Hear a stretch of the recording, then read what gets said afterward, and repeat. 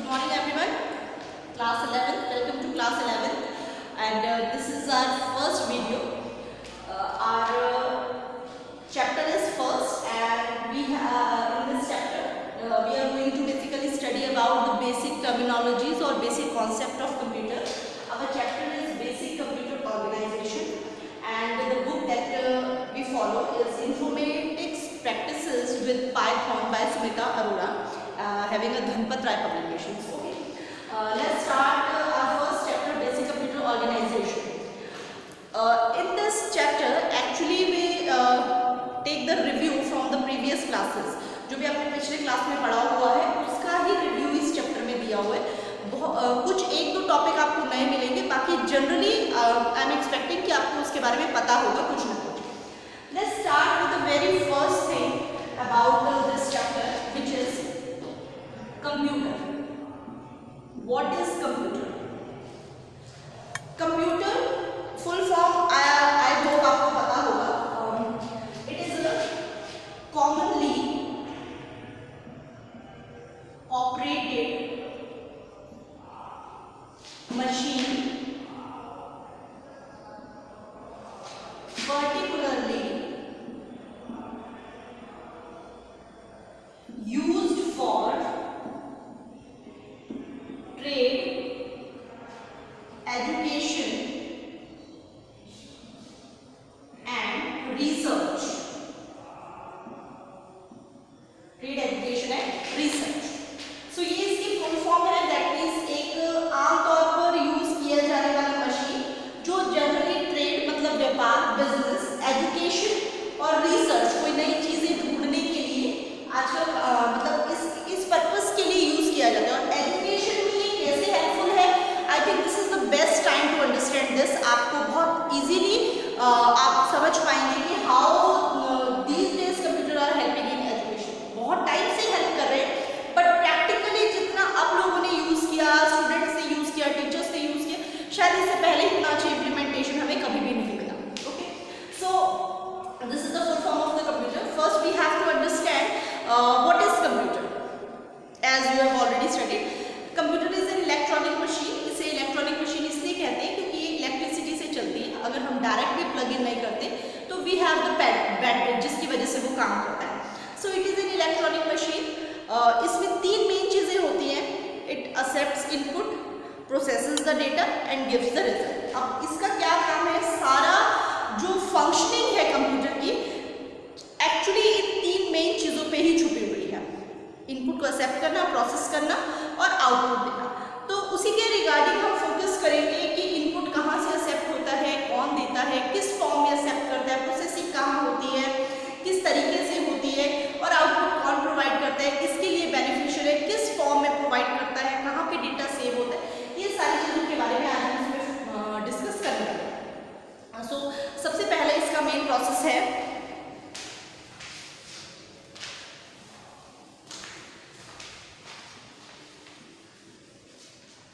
It accepts input,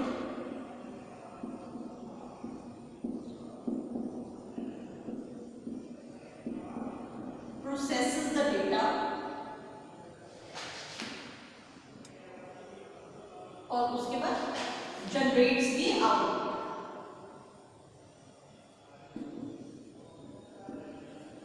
generates the output। Firstly, input होता क्या है? Input is basically any data or information। data or information। Early stages पर समझने के लिए डेटा एक अलग चीज़ है, इंफॉर्मेशन एक अलग चीज़ है, बट लेटर ऑन हम डेटा कहें या इंफॉर्मेशन कहें, it is one and the same. Data,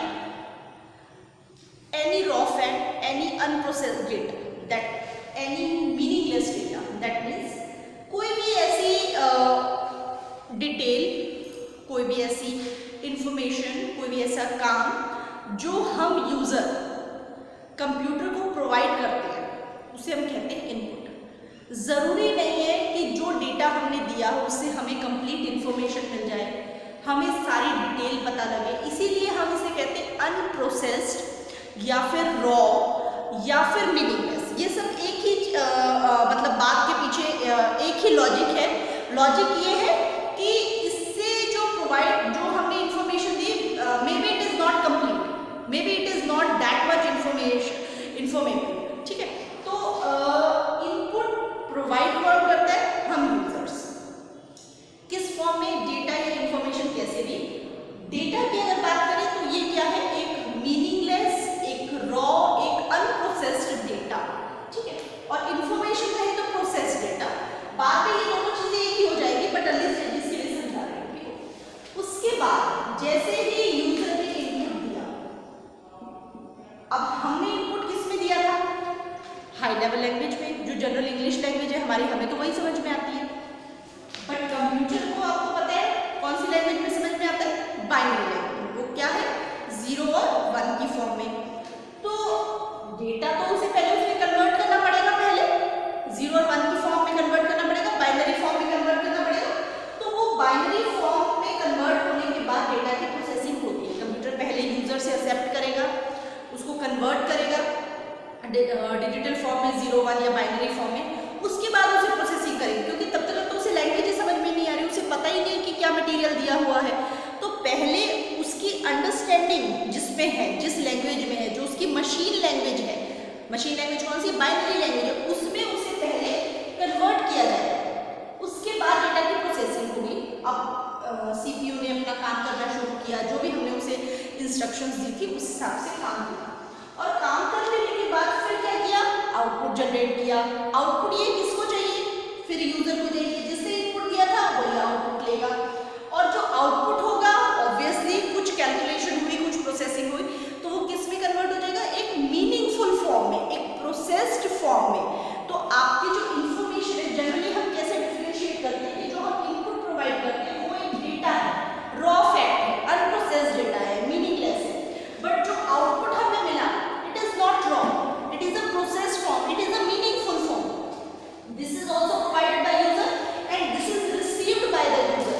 but data से इंफॉर्मेशन बनाने में जो काम किया वो किसने किया? हमारी मशीन ने, हमारे सीपीयू ने, हमारे कंप्यूटर ने काम किया, उसमें प्रोसेसिंग करी। बट प्रोसेसिंग करने के लिए उसे सबसे पहले उसे मशीन लैंग्वेज में कन्वर्ट करना पड़ा, और यूजर को देने से पहले भी वो मशीन लैंग्वेज किस में चेंज हो गई? ह्यूमन अंडरस्टैंडेबल लैंग्वेज में, जिसे हम कहते हैं हाई लेवल लैंग्वेज, जो हम समझ पाते हैं हमारी जनरल इंग्लिश लैंग्वेज। ओके, तो यहाँ पे भी कन्वर्जन होगा, और यहाँ पे भी कन्वर्जन होगा। यहाँ का कन्वर्जन हाई से लो, लो क्या है? मशीन लैंग्वेज, बाइनरी लैंग्वेज, और यहाँ पे लो टू हाई। लो क्या है? मशीन लैंग्वेज या फिर बाइनरी लैंग्वेज, और या फिर 0 1 वाली लैंग्वेज। और हाई लेवल क्या है? हमारी जनरल इंग्लिश लैंग्वेज या फिर ह्यूमन अंडरस्टैंडेबल लैंग्वेज,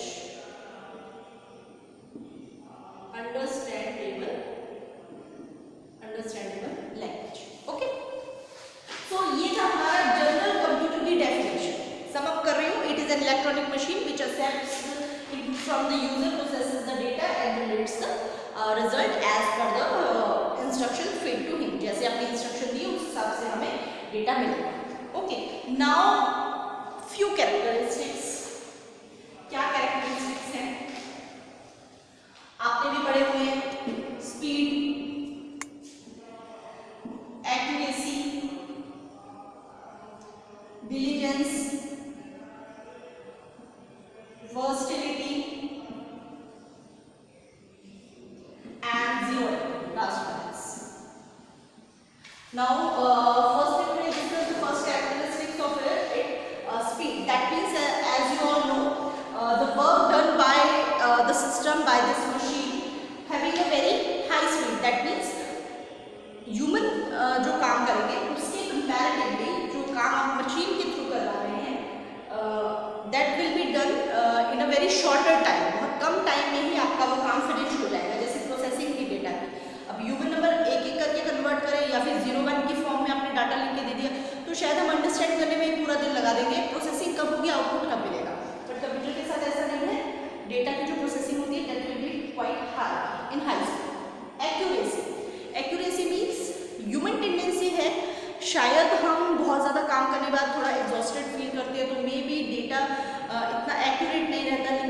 गलती हो जाती है, बोलते बोलते गलती हो जाती है, जो हमने कैलकुलेशन की में भी उसमें भी मिस्टेक हो सकती है, बट मशीन के साथ ऐसा कभी भी नहीं होता।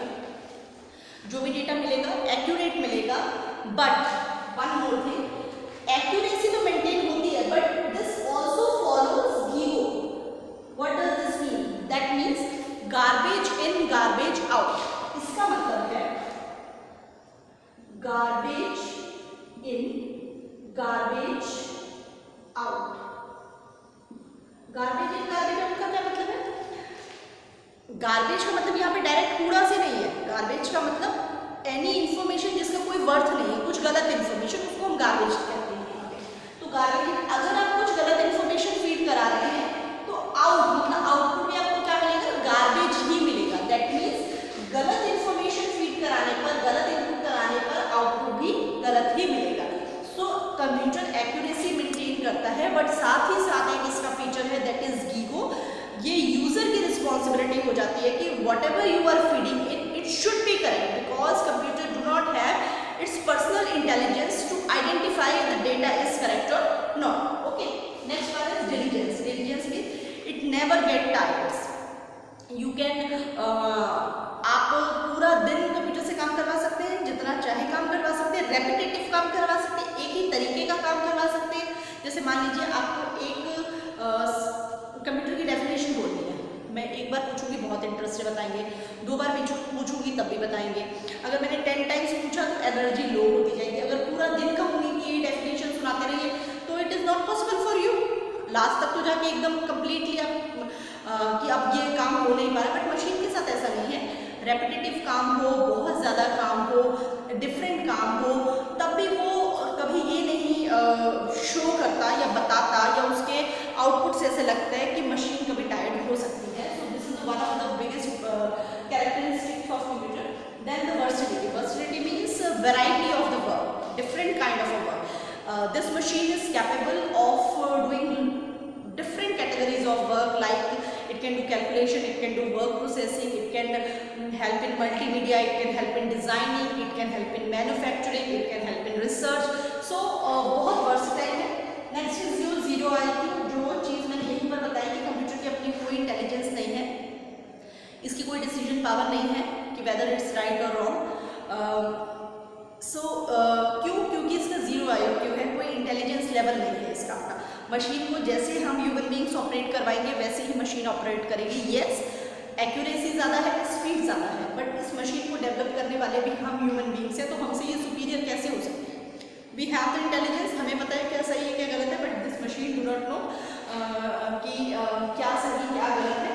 सो ये इसका एक बहुत बड़ा लूपहोल है that it doesn't has its own personal intelligence. Okay, so this is all about it. बहुत बेसिक चीज़ें अभी हमने डिस्कस किए। नेक्स्ट वीडियो में वी विल हम आगे इसके आगे और भी बेसिक्स कुछ कॉन्सेप्ट है पहले हम वो डिस्कस करेंगे। Okay, thank you.